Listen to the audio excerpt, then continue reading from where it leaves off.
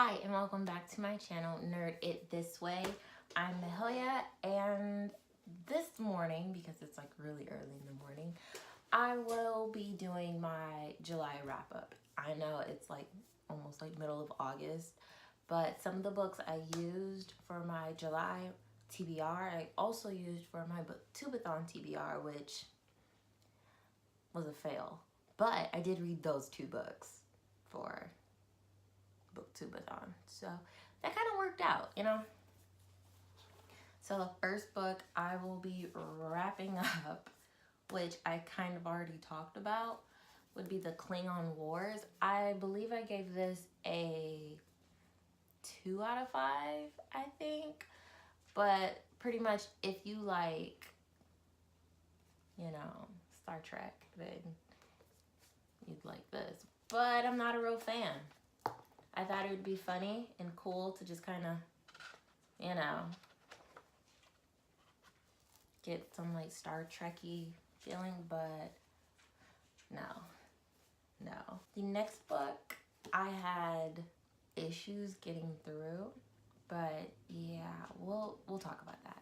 So the next book is Mr. Sebastian and the Negro Magician by Daniel Wallace, who is the author of Big Fish. I don't know if you read it or if you've seen the movie, but Big Fish is very similar when it comes to the Mr. Sebastian Negro Magician. It's about a named Henry Wallace, and he's a Negro magician that in the beginning he's at this like freak show circus, and then he goes missing because of these three kids who are going to, kill him for, being black, like cleansing him of all his sins and stuff. And so the thing that got me into giving this book a 1 out of 5, like I really could not get into it. And that might have been because of one of like the overall magic tricks of it, but I could not do it. So I really don't want to spoil it though, because it's kind of like a big deal for the book. But as you know, it's in the 1950s where it was, racially charged, and, the little comments from the interviews that are given, like if you've seen Big Fish, it's about like the son of this dying man going to all his father's friends and them telling stories about his father and their feelings on his father, whether it's like exaggerated or the truth based off of the stories he knew growing up. And that's pretty much what this book was about. It was about an interview to all the coworkers and how he was portrayed through their eyes. The thing that I was like, I can't really get into this was in the beginning. So, I mean, I guess it's not really much of a spoiler, but it kind of is like, so he gets beat up by these kids. Okay, if you're gonna read this and you're like totally into this style of writing where it's like a unreliable narrator, then click over this or like fast forward it on your phone or whatever, because I'm gonna spoil this a little bit because I just bothers me. So when you see another book pull up, then you can press play if you want to read this book. But these kids end up kidnapping him and taking him to this like field or whatever, and like beating the shit out of him. And there's 3 boys, and one of the boys, I guess, has sympathy or whatever. He's pretty much neutral. He doesn't want to be involved, but he doesn't not want to be involved. And so he like takes a handkerchief and starts wiping the blood up and stuff. And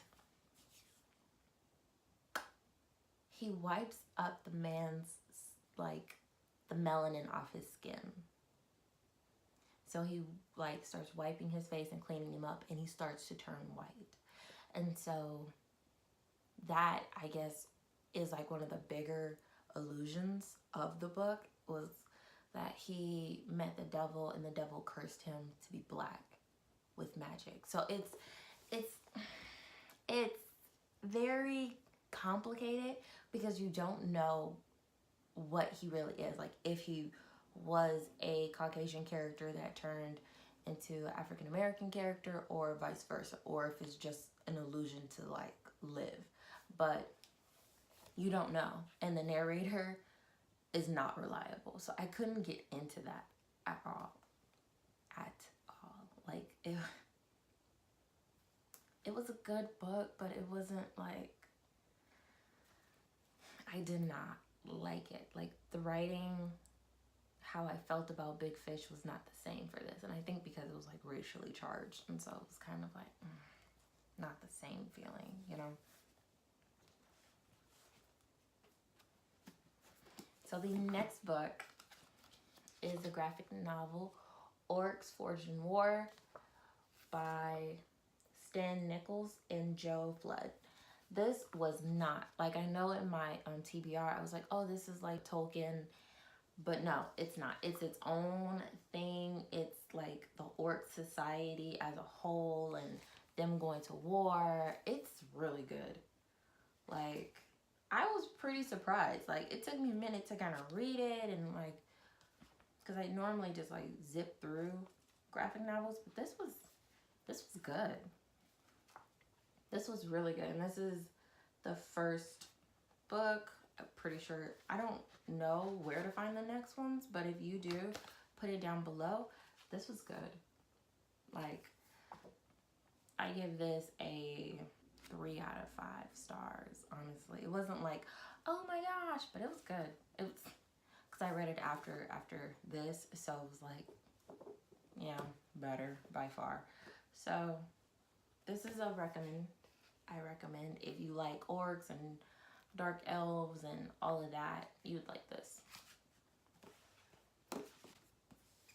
The next book is Bad Unicorn, which was really cute. This is a middle grade story about a 6th grader named Max, who is the only one to read the codex, and this unicorn princess tries to go into our dimension because we don't have powers, and she goes and hunts Max, and it was really funny. It's very cute. Highly recommend for 5th through maybe no, not even 5th, maybe like 3rd to like 6th grade, 7th grade. You know, if your kid is starting chapter books, this was good. And the chapters aren't long and the words aren't tiny, so you know, you can get through each chapter at a decent amount of time. So this is definitely a recommendation I would have for kids. It's really, really cute. It is a trilogy, and the sequel is Fluff Dragon, which I'm not sure if I'm gonna pick up or not, but I give this one a 3 out of 5 as well. The next book is The Girl Who Drank the Moon. I currently do not have my hard copy because a friend is borrowing it. That book, MVP of the month, easily.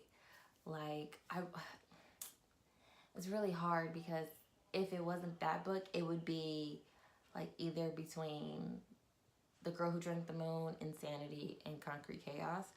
But The Girl Who Drank the Moon was like really, it was, I feel like, better than Concrete Chaos, and I feel like I'm biased if I say Insanity because this would be my 2nd time reading it. So The Girl Who Drank the Moon is the MVP for me this month, and is also my book club's book of the month for the month of July. And this book has a lot of topics about abandonment, sorrow, murder, the feeling of belonging, and doing what's right, and like going with your gut, and how stories, like, it's like the game Telephone. If you played as a kid, like how the stories change throughout the years. It's about a town, more like a city, who's like pretty much cut off from the world. And it's really dreary. It's very sad and depressing because people are sacrificing kids, like the youngest of that, you know, cycle of people who are pregnant, to the bog witch, to be eaten or, you know, whatever. But in reality, the kids aren't eaten. They're taken to another family on the other side. So there's a lot of like miscommunication, and then it was really good. Like Luna is the main character. Her grandmother is the character I thought was the main character. Zan. Her grandmother's name is Zan, and Zan is all powerful witch who accidentally feeds Luna, instead of Starlight, Moonlight. So it gives her magical powers, and she can't have her adopted into another family. She has to take her in as her grandmother, and which works out. And Luna grows up and, you know, doesn't understand magic. And I feel like this book is also kid friendly and highly recommended, but this book was really good. It touches on sorrow for people who lose their children, and the feeling of abandonment in like Luna or in like any of the kids who, you know, were taken, the ones who have memories, and some of them do have memories of like what their parents look like or a song that they used to sing. So I thought that was the book was done well, like it, and it was by Kelly Barnhill, if I remember correctly. It was, because I was like, oh my god, what's gonna happen now? Like I was reading it, and I was like, oh man, I think I might cry. Like when the book ended, I was like, it's sad, but it was like a good ending. So easily 5 out of 5 for me with The Girl Who Drank the Moon. And the next book would be the 2 ebooks that I read for Booktubeathon, which would be Insanity by Cameron Jace and Michael Scott Earl's Concrete Chaos. Concrete Chaos was more of like an AI, futuristic, badass woman fighting and taking names to help her mom. And that one is very much an adult book. Like, there's a lot of steamy scenes and foul language, which, you know, isn't for children unless, you know, you're cool with it. Then whatever, to each his own.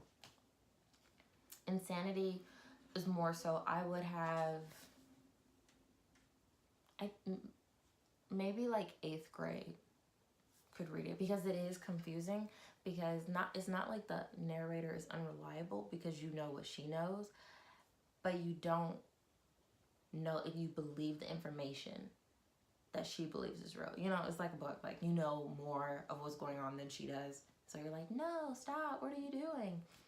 And Alice is sad and pitiful, and she doesn't want to be in the asylum. And she just wants to understand why she's in the asylum, because she has no memory of what happened. But, you know, people are telling her, like, you're crazy, you're bonkers.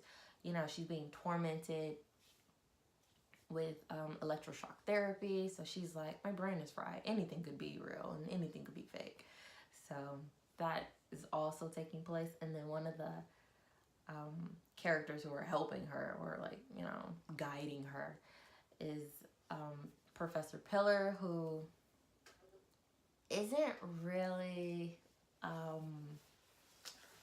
like, not really, but he's like reliable in the sense of like him telling her, like, you got to figure this shit out on your own, and yeah, like, you got this, don't worry. So of course I'm gonna give this book 5 out of 5 when I went in.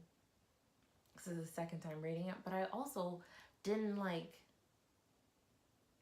see how like really sad it was until I was like, wow, this is kind of messed up. Like a 15-16-year-old, you know, getting electroshock therapy for killing a bus full of kids, but she doesn't remember how or why. And her family's pretty much like, yeah, you did that, you're crazy as shit. Like, I don't know why we come visit you. Like, all of that. And she's just like, I don't know what's going on. But you like see all these Easter eggs that she finds, and it's like, okay.